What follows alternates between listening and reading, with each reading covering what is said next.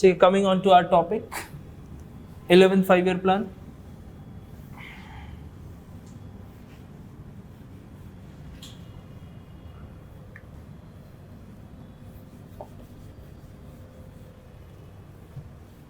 So we have written about inclusive growth.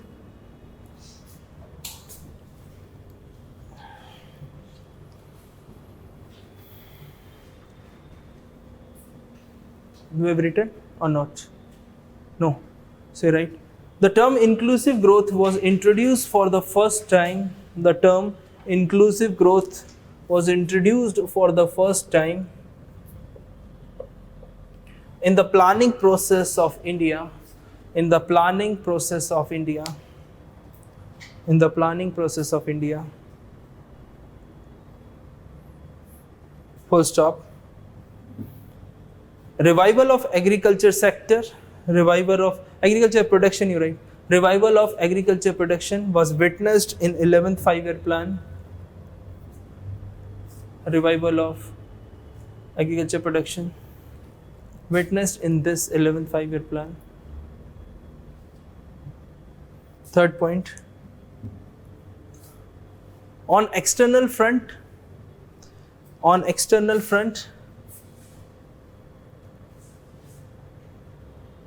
due to subprime crisis,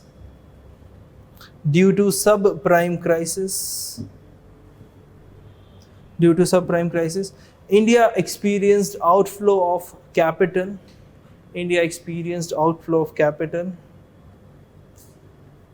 And depreciation in rupee.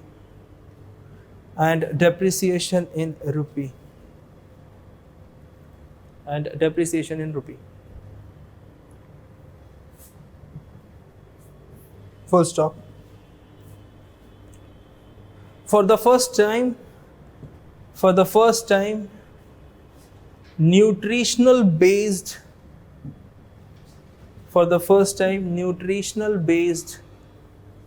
policies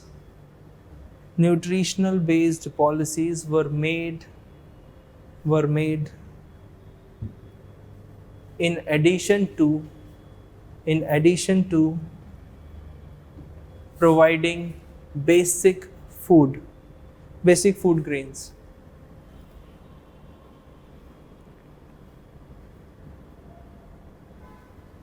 Full stop. That's it for this 5-year plan. You write one more line. You write, after 2010, India witnessed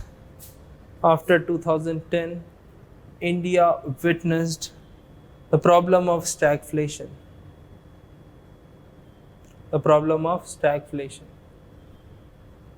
I've already discussed about this problem, stagflation. In the last class, I guess last to last class, I've already explained about how inflation occurred in that period of stagflation. Now in this class, because of subprime crisis, the stagnation GDP growth rate, that is the example of deflation, happened. So now you can connect those two concepts. Is inflation and this is your stagnation. Getting it? Yes?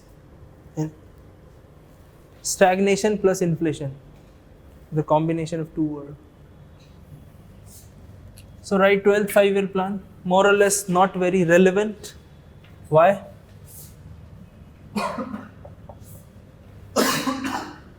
Why not very relevant?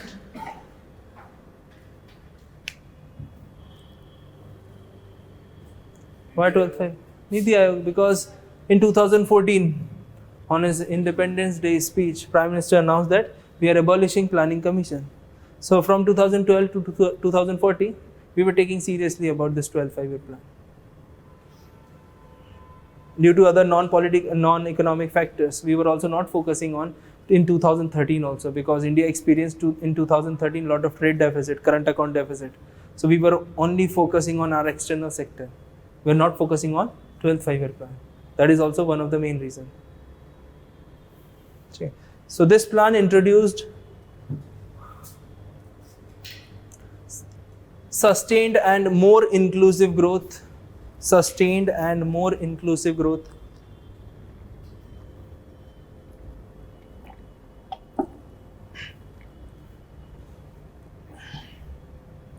Next point. By this 12th five-year plan,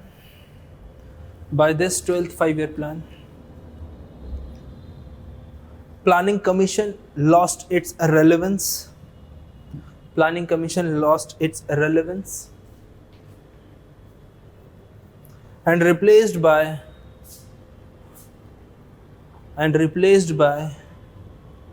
a more decentralized body known as National Institution for Transforming India, known as NITI Aayog.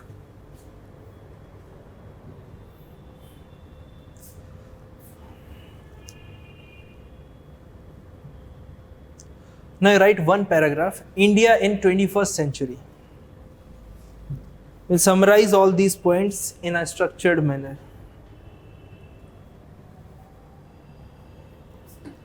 India in 21st century. Right. The growth story of India changed from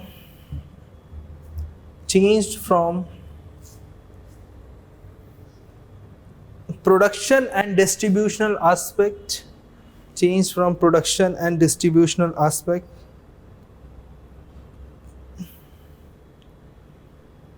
towards a new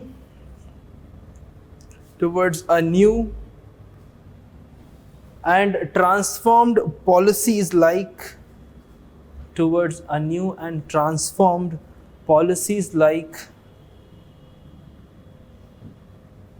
service-based and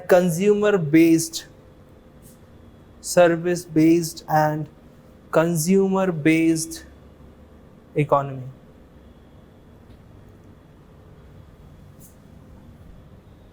Full stop. At the inception of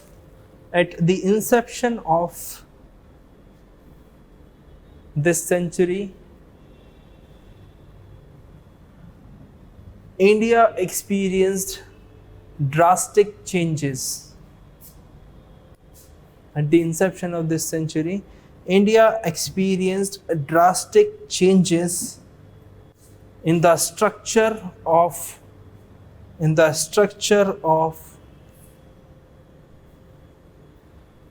all three sectors of the economy, as well as on external front.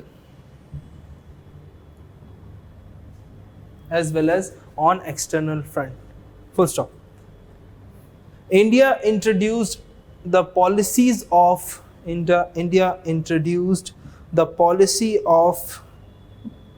liberalization and privatization.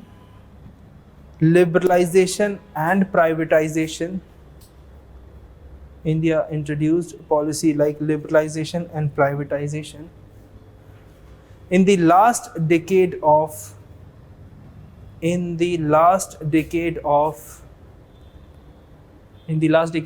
20th century, but the process of globalization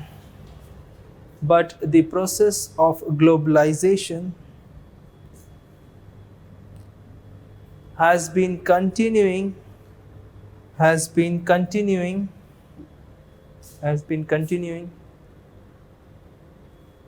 till date.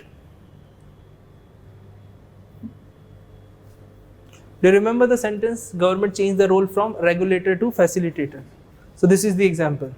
Privatization and liberalization introduced in 1991. Although globalization also started in the year 1991. But the process of globalization has been continuing. Like if I will say that there is a lot of privatization in the economy, actually you all are witness of it. You are experiencing liberalization also. Anyone can do a business in our country. Okay? That's very easy. But what happened about globalization? it is still a process. Like if I'll take educational sector, we are still not experiencing globalization in educational sector. Although it has started like foreign exchange programs, student exchange programs. But talking about other sector, education sector is far behind in terms of globalization. We have private colleges, private universities. Privatization happened. We have liberalization, like we have autonomous colleges. Getting my point? That is liberal policy. But talking about globalization, it is still a process.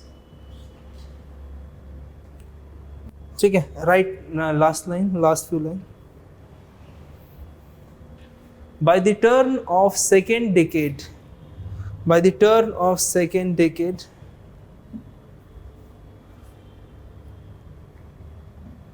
India experienced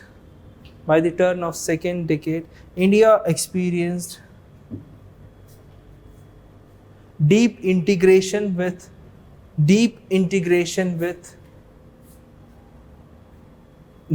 other global economies.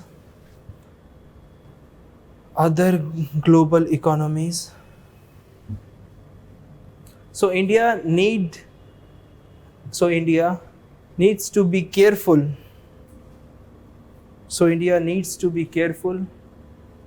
Of its macroeconomic stability.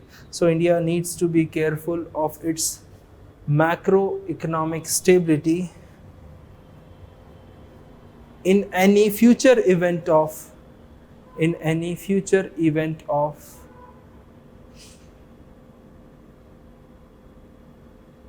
slowdown, recession or crisis.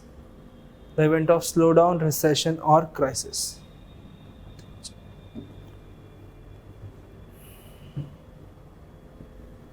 Full stop, that's it.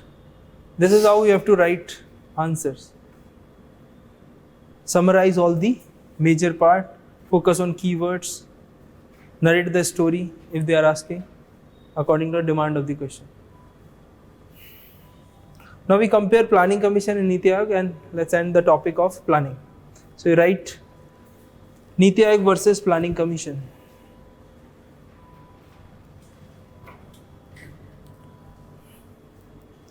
Now I think you have enough idea about NITI Aayog and Planning Commission.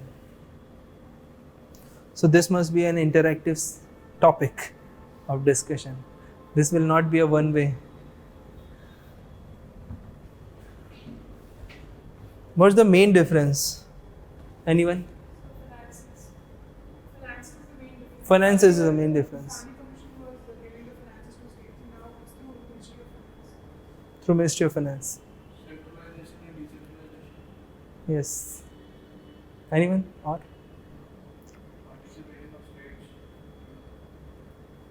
It is, we can say, more democratic institution.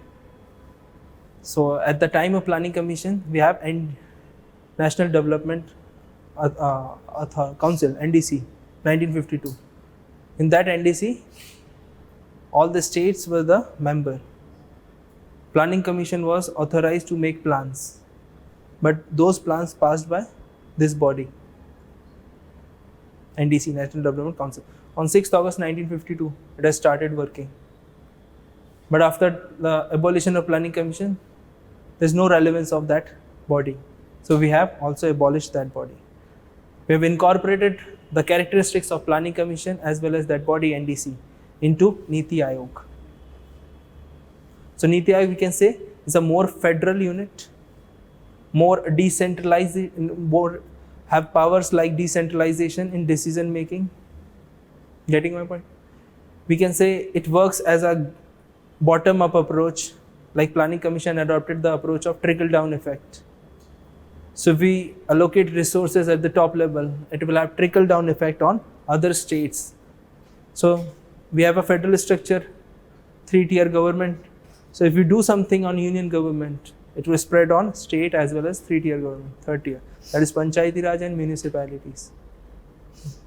But in NITI Aayog, we are focusing from bottom-up approach. First, we have to find out areas on the ground level. That is why this body is doing a lot of research. Okay. I'll not make you write like this body is doing this, that. We just comparison. what is the relevance of NITI Aayog in today's economic condition. So first you write, NITI Aayog is a more decentralized body. NITI Aayog is a more decentralized unit, a decentralized body in comparison to Planning Commission. In comparison to Planning Commission.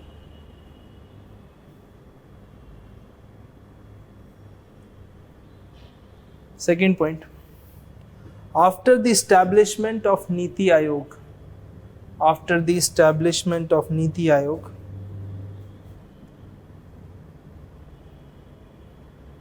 the role of Finance Commission,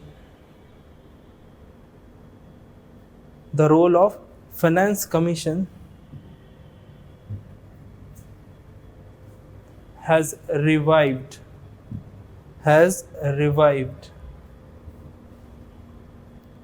Did you understand this sentence?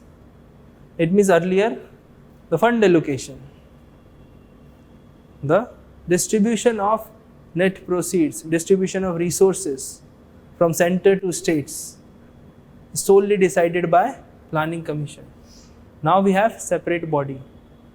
Actually we had a separate body since independence, Finance Commission Article 280. But what happened? Due to the Planning Commission, Finance Commission lost its relevance. Because the funds allocated only by the recommendation of Planning Commission, and Planning Commission was not a decentralized body. So we cannot say that states have their say in the process of planning. Where do you implement your plans? Obviously in states. So that is the most important point, that states should have their say in the process of planning. The problems of Bihar is different from problems of Chhattisgarh, problems of Tamil Nadu. So we need to incorporate all the advices of all these states. So NITI Aayog we can consider is a decentralized body, is a federal body in terms of both decision making as well as in finances. So there is no point of allocation of funds by NITI Aayog. Make it very clear. The devolution of tax receipts, or what we can net proceeds. I'll teach you in taxation module that how Finance Commission is working. What are the recommendations of 14th Finance Commission and who will be heading 15th Finance Commission. Okay. 15th Finance Commission is important for next year preliminary exam. Getting my point? So you write the next point. The approach adopted by NITI Aayog,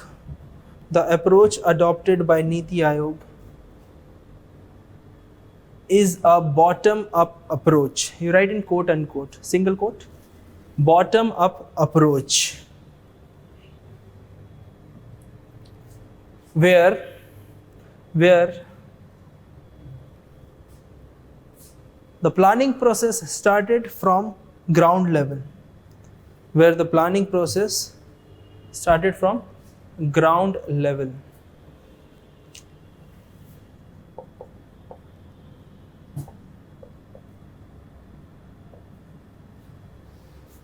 Where the planning process started from ground level. In contrast with the approach adopted by Planning Commission, in bracket you will write trickle down approach.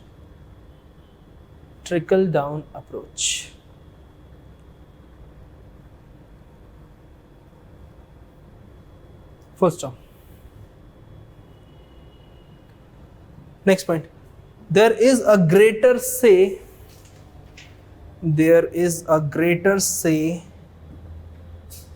of states in the decision making authority,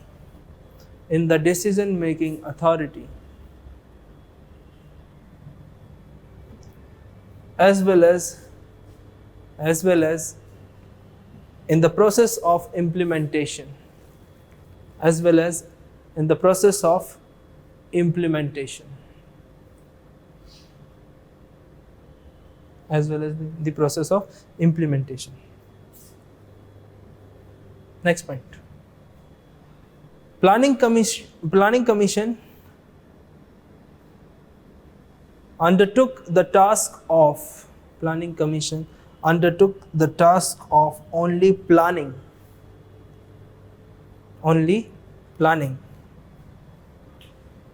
But NITI Aayog has given the task of planning as well as implementation.